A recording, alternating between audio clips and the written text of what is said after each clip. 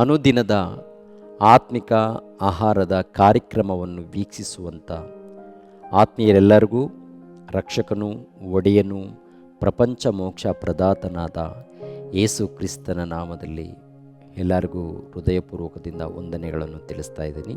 ಈ ದಿನ ಮತ್ತೊಂದು ಅಂಶದೊಂದಿಗೆ ನಿಮ್ಮೊಟ್ಟಿಗೆ ಮಾತನಾಡೋದಕ್ಕೆ ಬಂದಿದ್ದೇನೆ. ನಂಬಿಕೆ ಅಂದರೆ ಏನು? ಬೈಬಲ್ ಗ್ರಂಥದಲ್ಲಿ ದೇವರನ್ನು ನಂಬಬೇಕು, ನಂಬಿ ಬದುಕಬೇಕು ಅಂತೇಳಿ ಅನೇಕ ಸಾರಿ ನಾವು ವಚನಗಳನ್ನು ನೋಡ್ತಾ ಇರ್ತೀವಿ. ಅನೇಕ ಮಂದಿ ಸೇವಕರು ದೇವರನ್ನು ನಂಬಬೇಕು, ನಂಬಿ ಬದುಕಬೇಕು ಅಂತೇಳಿ ಬೋಧನೆ ಮಾಡ್ತಾ ಇರ್ತಾರೆ, ಕರಪತ್ರಿಕೆಗಳನ್ನು ಹಂಚ್ತಾ ಇರ್ತಾರೆ. ಮಾನವ ಸಮಾಜದಲ್ಲಿ ಈ ನಂಬಿಕೆಯನ್ನು ಕುರಿತು ಮಾತನಾಡ್ತಾ ಇರ್ತಾರೆ ಪ್ರಿಯರೇ. ಹೊರಗಡೆ ವಿಧವಾಗಿ ಮಾತನಾಡ್ಕೊಳ್ತಾರೆ. ಬೈಬಲ್ ಪ್ರಕಾರ ಈ ನಂಬಿಕೆ ಎಂಬ ಪದಕ್ಕೆ ಅರ್ಥ ಏನು? ತುಂಬ ಜನ ಹೇಳ್ತಾರೆ, ದೇವರನ್ನ ನಾನು ನಂಬಿಕೊಂಡೆ, ನನಗೆ ಬೈಕ್ ಬಂತು, ಕಾರು ಬಂತು, ಉದ್ಯೋಗ ಬಂತು ಅಂತ ಹೇಳ್ತಾರೆ. ನಂಬಿಕೊಳ್ಳದೆ ಹೋದರೆ ಬೈಕ್ ಬರಲ್ವಾ? ನಂಬಿಕೊಂಡ್ರೆ ಬೈಕ್ ಬಂತು, ನಂಬಿಕೊಂಡಿರುವುದರಿಂದ ಕಾರು ಬಂತು, ನಂಬಿಕೊಂಡಿರುವುದರಿಂದ ಉದ್ಯೋಗ ಬಂತು, ನಂಬಿಕೊಂಡಿರುವುದರಿಂದ ಮದುವೆ ಆಯಿತು ಅಂತ ಹೇಳ್ತಾರಲ್ಲ ತುಂಬ ಜನ. ಹೊರಗಡೆ ನಂಬದೇ ಇದ್ದಂಥ ಪ್ರಜೆಗಳು ಇದ್ದಾರಾ ಇಲ್ವಾ? ಬೈಕ್ಗಳು ಇದ್ದವರಿದ್ದಾರೆ, ಕಾರುಗಳು ಇದ್ದವರಿದ್ದಾರೆ, ಮನೆಗಳು ಕಟ್ಕೊಂಡವರಿದ್ದಾರೆ, ಮದುವೆ ಮಾಡಿಕೊಂಡವರಿದ್ದಾರೆ, ಮಕ್ಕಳನ್ನು ಪಡೆದವರಿದ್ದಾರೆ. ಗಮನಿಸ್ರಿ ಪ್ರಿಯರಾದ ದೇವರ ಮಕ್ಕಳಿರ, ದೇವರನ್ನ ನಂಬಿರುವುದರಿಂದ ಬೈಕ್ ಬಂತು, ಕಾರು ಬಂತು, ಬಂಗ್ಲೆ ಬಂತು, ಉದ್ಯೋಗ ಬಂತು, ಮದುವೆ ಆಯಿತು ಅಂತೇಳಿ ಸಾಕ್ಷಿಗಳು ಹೇಳ್ತಾ ಇರ್ತಾರೆ. ನಂಬದೇ ಇದ್ರೂ ಕೂಡ ಹೊರಗಡೆ ಇದ್ದಂಥ ಅನ್ಯ ಸಮಾಜದಲ್ಲಿ ಬೈಕುಗಳಿದೆ, ಕಾರುಗಳಿದೆ, ಬಂಗ್ಲೆಗಳಿದೆ, ಎಲ್ಲ ಇದೆಯಲ್ಲ.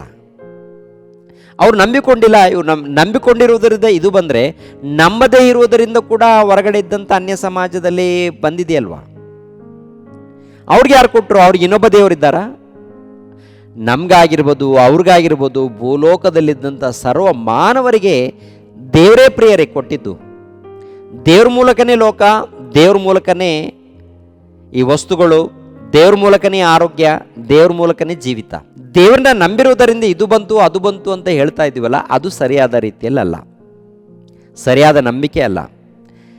ನಂಬಿಕೆ ಎನ್ನುವಂಥ ಪದಕ್ಕೆ ಅರ್ಥ ಏನಪ್ಪ ಅಂತ ನೋಡುವಾಗ, ನಂಬಿಕೆ ಎಂಬ ಪದಕ್ಕೆ ಅರ್ಥ ನಂಬಿಕೊಂಡ್ರೆ ಇದು ಬಂತು, ನಂಬಿಕೊಂಡಿರುವುದರಿಂದ ಅದು ಬಂತು, ನಂಬಿಕೊಂಡಿರುವುದರಿಂದ ಮದುವೆ ಆಯಿತು, ನಂಬಿಕೊಂಡಿರುವುದರಿಂದ ಮಕ್ಕಳಾದರು ಅಂದರೆ ಇದು ಸರಿಯಾದ ನಂಬಿಕೆ ಅಲ್ಲ.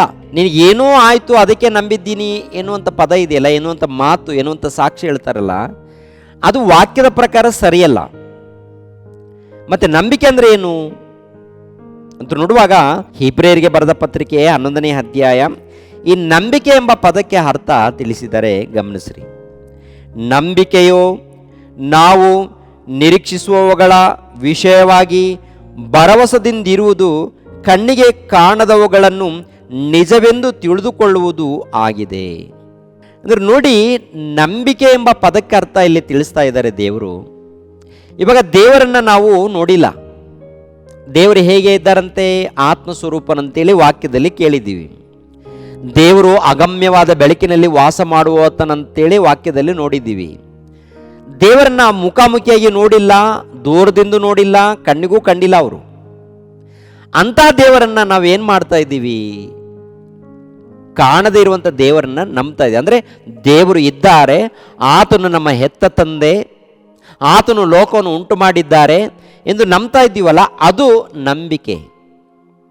ಅದೇ ಪ್ರಕಾರ ಯೇಸು ಕ್ರಿಸ್ತರು ಕಣ್ಣಿಗೆ ಕಂಡಿಲ್ಲ, ಅದೇ ಪ್ರಕಾರ ಪವಿತ್ರಾತ್ಮನು ಕಣ್ಣಿಗೆ ಕಂಡಿಲ್ಲ. ಯೇಸು ಕ್ರಿಸ್ತರನ್ನ ನೋಡಿಲ್ಲ, ಪವಿತ್ರಾತ್ಮನನ್ನು ನೋಡಿಲ್ಲ, ಪರಲೋಕವನ್ನು ನೋಡಿಲ್ಲ, ಪಾತಾಳ ಲೋಕವನ್ನು ನೋಡಿಲ್ಲ. ಇವಾಗ ನಾವು ಪರಲೋಕ ಇದೆ ಎಂದು ನಂಬ್ತೀವಿ. ಯಾವುದರಿಂದ? ವಾಕ್ಯದ ಮೂಲಕ. ಅಂದರೆ ನೋಡದೆ ನಂಬ್ತಾ ಇದ್ದೀವಿ. ಪರಲೋಕ ಇದೆ ಅಂತ ನೋಡಿಲ್ಲ ನಾವು, ದೇವರು ಇದ್ದಾರೆ ಅಂತ ಕಣ್ಣಿಗೆ ಕಂಡಿಲ್ಲ ಅವರು. ಆದರೆ ವಾಕ್ಯವನ್ನು ನೋಡಿ, ಈ ಜಗತ್ತನ್ನು ನೋಡಿ ನಾವು ನಂಬ್ತಾ ಇದ್ದೀವಿ. ದೇವರಿದ್ದಾರೆ, ದೇವರು ಇದ್ದದರಿಂದ ಈ ಜಗತ್ತು ಉಂಟಾಗಿದೆ, ದೇವರ ಕೃಪೆ ಮೂಲಕ ಈ ಜಗತ್ತು ನಡೀತಾ ಇದೆ ಅಂತೇಳಿ ನಾವು ನಂಬ್ತಾ ಇದ್ದೀವಿ. ಅದು ನಂಬಿಕೆ, ಅದು ನಿಜವಾದ ನಂಬಿಕೆ.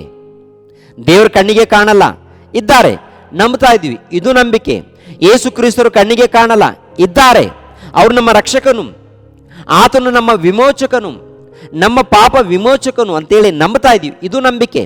ಪವಿತ್ರಾತ್ಮನು ಇದ್ದಾರೆ, ಆತನು ನಮ್ಮ ಸಹಾಯಕನು ಅಂತೇಳಿ ನಂಬ್ತಾ ಇದ್ದೀವಿ, ಇದು ನಂಬಿಕೆ. ಇಂಥ ನಂಬಿಕೆ ಇದೆಯಲ್ಲ ಪ್ರಿಯರೇ, ಇದು ನಂಬಿಕೆಗೆ ಅರ್ಥ. ನನಗೆ ಕಾರು ಬಂತು ಅದಕ್ಕೆ ನಂಬಿದೆ, ನನಗೆ ಬೈಕ್ ಬಂತು ಅದಕ್ಕೆ ನಂಬಿದೆ, ನನಗೆ ಉದ್ಯೋಗ ಬಂತು ಅದಕ್ಕೆ ಯೇಸು ಕ್ರಿಸ್ತ ನಂಬಿದೆ, ನಾನು ನಂಬಿರೋದರಿಂದ ಬೈಕ್ ಬಂತು, ನಾನು ನಂಬಿರೋದರಿಂದ ಏನೋ ಆಯಿತು ಅಂತ ಹೇಳ್ತಾರಲ್ಲ, ಇದು ನಂಬಿಕೆಗೆ ಅರ್ಥ ಇಲ್ಲದ ಮಾತು, ಮೂಢನಂಬಿಕೆ. ಇದೇನು ಗೊತ್ತಾ? ಮೂಢನಂಬಿಕೆ. ಉದ್ಯೋಗ ಬಾರದೆ ಹೋದರೆ ನಂಬಲ್ವಾ? ಮದುವೆ ಆಗದೆ ಹೋದರೆ ದೇವರನ್ನ ನಂಬಿಕೊಳ್ಳಲ್ವಾ? ಮಕ್ಕಳು ಆಗದೆ ಹೋದರೆ ದೇವರನ್ನ ನಂಬಿಕೊಳ್ಳಲ್ವಾ? ಮಕ್ಕಳು ಆದರೆ ಏನು, ಆಗದೆ ಇದ್ರೆ ಏನು? ಮದುವೆ ಆದರೆ ಏನು, ಆಗದೆ ಇದ್ರೆ ಏನು? ಉದ್ಯೋಗ ಬಂದರೆ ಏನು, ಬಾರದೆ ಇದ್ರೆ ಏನು? ಒಟ್ಟಲ್ಲಿ ಈ ಲೋಕದಲ್ಲಿ ದೇವರಿದ್ದಾರೆ, ಆತ ನಮ್ಮ ಎತ್ತ ತಂದೆ, ಆತನ ಮೂಲಕ ನಾನು ಬದುಕ್ತಾ ಇದ್ದೀನಿ ಅಂತೇಳಿ ಮನಸ್ಫೂರ್ತಿಯಿಂದ ನಂಬಿ ಭಕ್ತಿಯಿಂದ ನಡ್ಕೊಂಡ್ರೆ ಆ ನಂಬಿಕೆಗೆ ಅರ್ಥ ಇರುತ್ತೆ. ಅಂತ ನಂಬಿಕೆ ಒಂದು ಕಾಲದಲ್ಲಿ ಅಬ್ರಹಾಮನು ನಂಬಿದ್ದ. ದೇವರನ್ನು ನೋಡಿಲ್ಲ, ದೇವರ ಸ್ವರ ಬರುತ್ತೆ ಪ್ರಿಯರೇ, ಆದರೆ ಇದು ದೇವರದೇ ಅಂತೇಳಿ ಯಾವುದೇ ರೀತಿಯಲ್ಲಿ ಆಧಾರ ಇಲ್ಲ ಅಲ್ಲಿ. ಅಂಥ ಸಮಯದಲ್ಲಿ ದೇವರನ್ನ ನಂಬಿ ದೇವರ ಮಾತಿಗೆ ಒಳಪಟ್ಟು ವಿಧೇಯನಾಗಿ ಪ್ರಯಾಣ ಮಾಡ್ತಾನೆ ಆತ. ಅದೇ ಪ್ರಕಾರ ಇಸಾಕನು, ಅದೇ ಪ್ರಕಾರ ಯಾಕೋಬನು. ಕೆಲವು ಮಂದಿ ಭಕ್ತರು ದೇವರನ್ನು ನೋಡದೇ ಇದ್ರೂ ಕೂಡ ನಂಬಿ ಯಥಾರ್ಥವಾಗಿ ಭಕ್ತಿಯಿಂದ ನಡೀತಾರೆ. ಮತ್ತು ಇವತ್ತು ನೀವು ನಾವು ಹೇಗೆ ನಡೀತಾ ಇದ್ದೀವಿ, ಹೇಗೆ ಜೀವಿಸ್ತಾ ಇದ್ದೀವಿ, ಹೇಗೆ ನಂಬ್ತಾ ಇದ್ದೀವಿ ದೇವರನ್ನು ಹೇಗೆ ನಂಬ್ತಾ ಇದ್ದೀವಿ, ಹೇಗೆ ನಂಬಿ ಬದುಕ್ತಾ ಇದ್ದೀವಿ? ಪ್ರಿಯರಾದ ದೇವರ ಮಕ್ಕಳಿರ, ಒಂದು ಮಾತನ್ನು ನೆನಪು ಮಾಡ್ತೀನಿ. ಲೋಕದಲ್ಲಿದ್ದಂಥ ಸರ್ವ ಜೀವರಾಶಿಗಳು, ಲೋಕದಲ್ಲಿದ್ದಂಥ ಸರ್ವ ಮಾನವರು ದೇವರ ಕೃಪೆ ಮೂಲಕನೇ ಬದುಕ್ತಾ ಇದ್ದಾರೆ. ನೀನು ದೇವರನ್ನ ನಂಬಿಕೊಂಡಾಗ ದೇವ್ರು ನಿನ್ನನ್ನು ಕೈ ಬಿಡ್ತಾನ? ನಂಬಿಕೊಂಡು ನೀನು ಬದುಕಿದಾಗ ದೇವ್ರು ನಿನ್ನನ್ನು ಕೈ ಬಿಡ್ತಾನ? ಇಲ್ಲ ಪ್ರಿಯರೇ, ದೇವ್ರ ಕೈ ಬಿಡಲ್ಲ.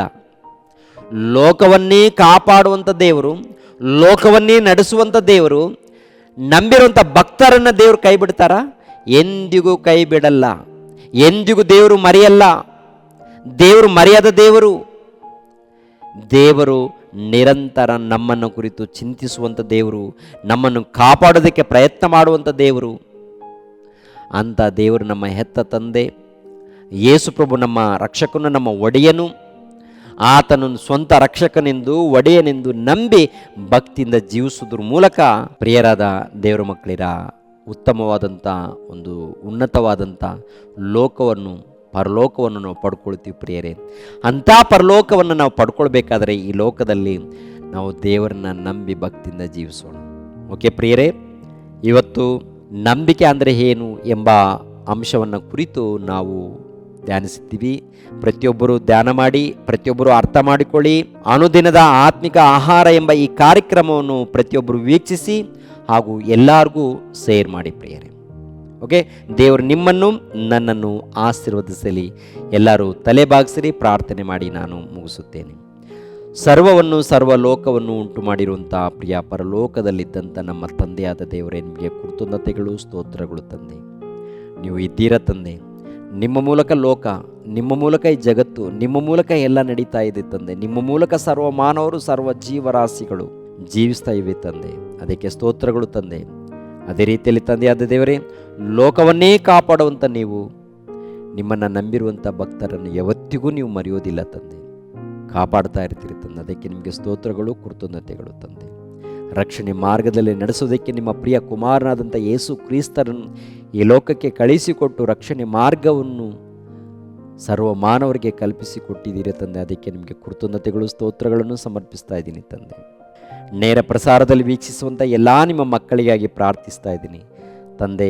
ಈ ಒಂದು ಕಾರ್ಯಕ್ರಮವನ್ನು ವೀಕ್ಷಿಸುವಂಥ ಮಕ್ಕಳು ಒಂದು ವೇಳೆ ಅನಾರೋಗ್ಯದಲ್ಲಿ, ಬಾಧೆಯಲ್ಲಿ, ದುಃಖದಲ್ಲಿದ್ದರೆ ಅಂಥ ಮಕ್ಕಳನ್ನು ಮುಟ್ಟಿ ಒಳ್ಳೆಯ ಆರೋಗ್ಯವನ್ನು, ಸಮಾಧಾನವನ್ನು, ಸಂತೋಷವನ್ನು ದಯಪಾಲಿಸಿ ತಂದೆ. ಯೇಸು ಪವಿತ್ರ ನಾಮದಲ್ಲಿ ಬೇಡ್ತಾ ಇದ್ದೀನಪ್ಪ ತಂದೆ. ಆಮೇನ್. ಎಲ್ಲರಿಗೂ ಧನ್ಯವಾದಗಳು.